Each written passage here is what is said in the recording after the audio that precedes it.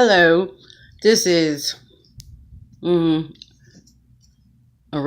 Martina, Juliana, Elaine, Victoria, Tariq, Rainia, whatever role you want to pick, I can be that.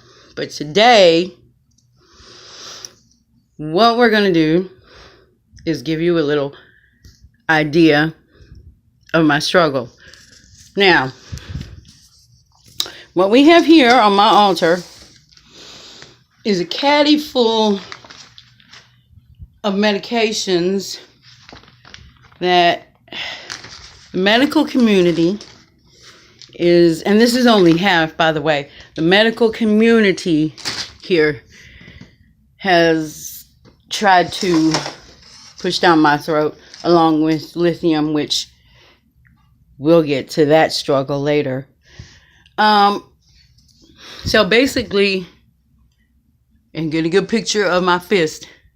So basically, all this is about guilt, shame, placing blame, but don't print my name because, CYA, because everybody knows they fucked up in this case a lot in many angles, and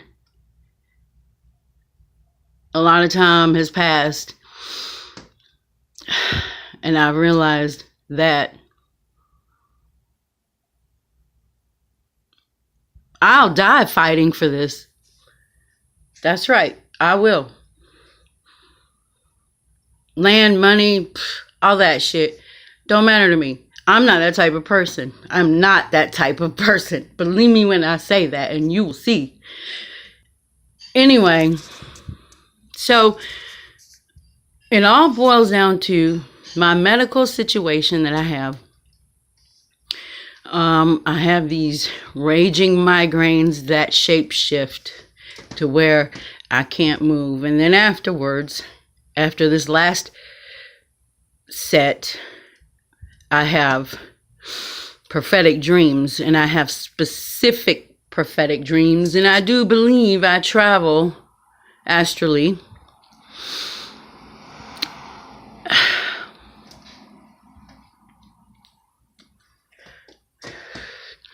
I guess you could say it's a gift. I have it with or without the migraines, with or without drugs, with or without alcohol, with or without people. But from an empathic point of view, it all depends on my environment and my situation. My senses pick up all kinds of things. But anyway, getting back to this excruciating issue. So, I have a 6-year-old boy named Dakota Tenetke Mitchell Norris Buckley. Now, I had migraines from the onset. I was prescribed Demerol throughout the entire pregnancy. Once I gave birth, I think it was a week or two afterwards, I had a staph infection and had to go back to the hospital to have that handled. So anyway, it didn't work out well with the father, so I had to leave, moved in with my parents, and proceeded to be a mother. Took care of Dakota Tenecki without child support. Went to school, volunteered, worked, tried to pick up side business with whatever hustle I could. I would dive into dumpsters, pick up stuff for zero investment and 100% profit, because I was getting no child support and nobody was enforcing that. It was not a good situation. Everybody was frustrated here. So I made a call with domestic violence and was going to go see if they could help. On that day, on that very day of that appointment, someone called DSS anonymously to say that they didn't think it was a safe environment for my son. When they came to talk to me, they decided within 15 minutes that they were going to take my son because my words were slurring. And I guess in their opinion, that was enough for them to make that fucked up decision. They, at that point, did not do any investigation at all as to where is the father and what is the father doing and how is the father contributing and is the father involved. No, no, no, no, and no. The last time I went to the father's home with the child, he closed his blinds and shut the door. So anyway,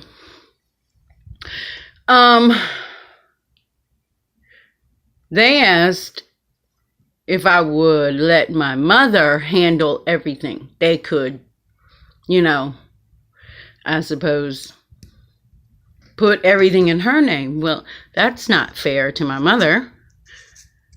No, I'm the mother. I'm responsible.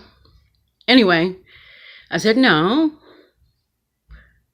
it doesn't make sense to me. What are you guys getting at? Because, I don't have money like that. And the grant I did get from school, I spent the excess of it on gates for my child to make sure he was safe. So they said, okay, well, we have to take him. And I haven't gone through this before. I was in a daze. And also under a Suboxone program, because this is what they want for quote unquote addicts. And, kind of not understanding because, I've gone through so much, not to mention the fact that I fell in a manhole holding my son. Me and my son both fell in a manhole. I hit my head on the rim of the metal, and not one attorney in the city of Wilmington would take my case. And that is when a lot of people got really messed up and shady with the situation. I realized right then and there that this was a tricky situation because a lot of people, apparently there was a lot going on that I didn't know about. Because, me, all I care about really is me so I can thrive and my children. I don't do shady shit. I don't care about shady shit.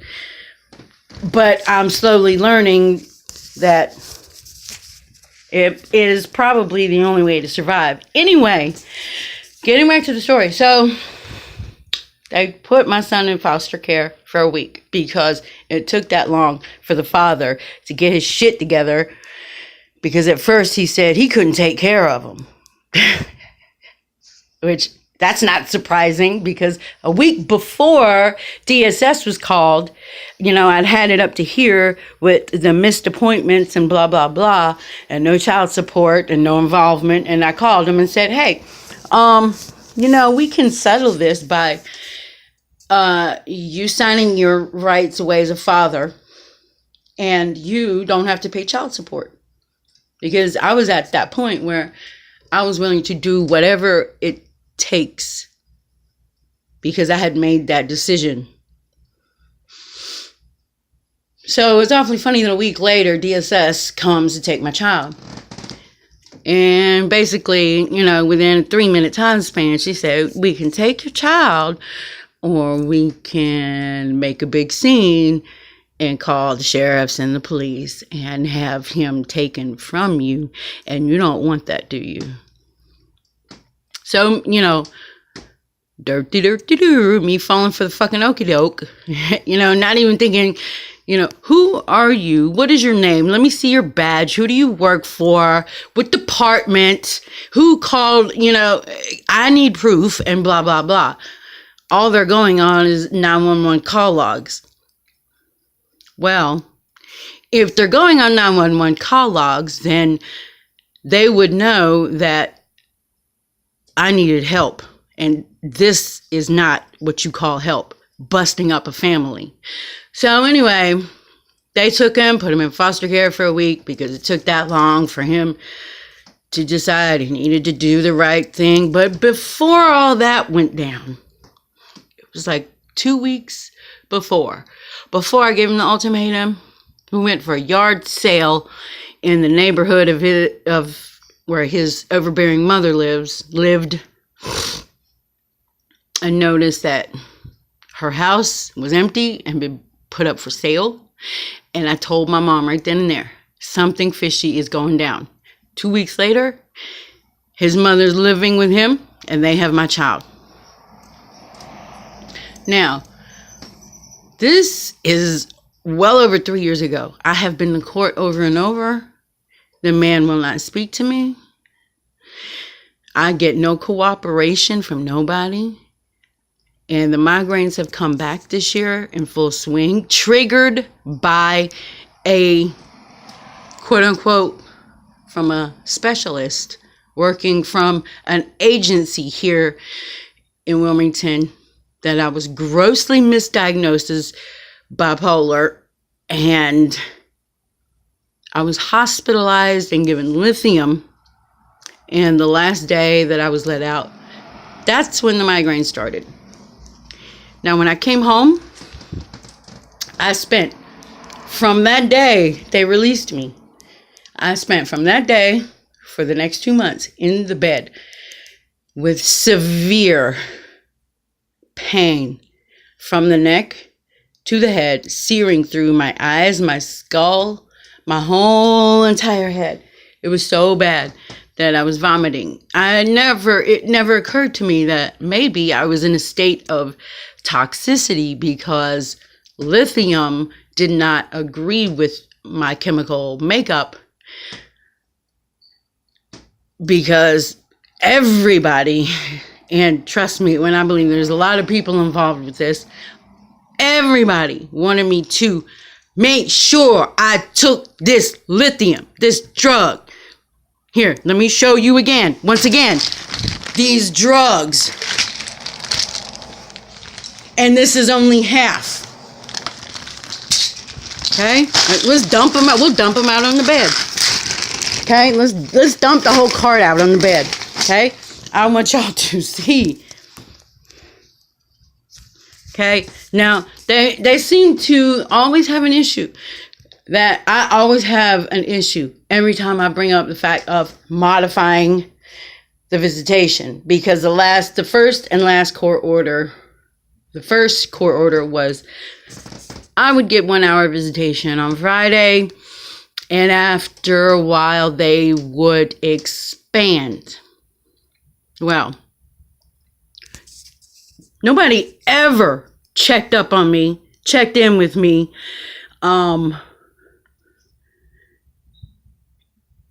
The meeting was held at a place called ADR.